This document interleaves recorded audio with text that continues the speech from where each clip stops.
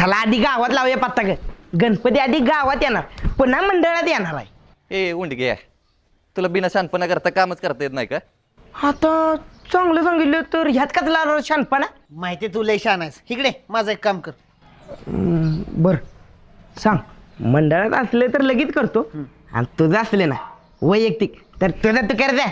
आता मी मंडळाचं काम करतोय का नाही मग माझं काम ऐकणार नाही का मधुकर? नको एवढी लाडीगुडी लाव. बर सांग सोपं असले तर लगेच करतो.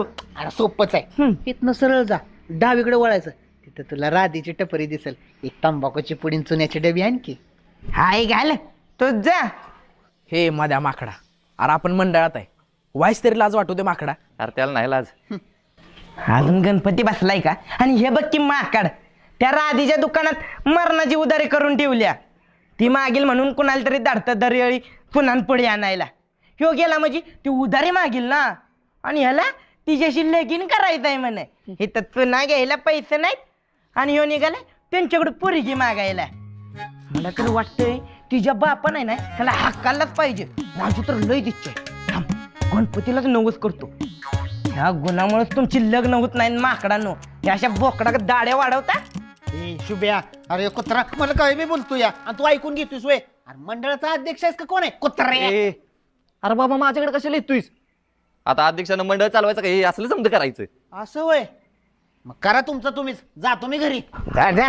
हे अरे परत यार थमकीला का? पहिला ह्याला मंडळात बाहेर काढ. अरे येईल त्याच्या आबरू काढतं ही.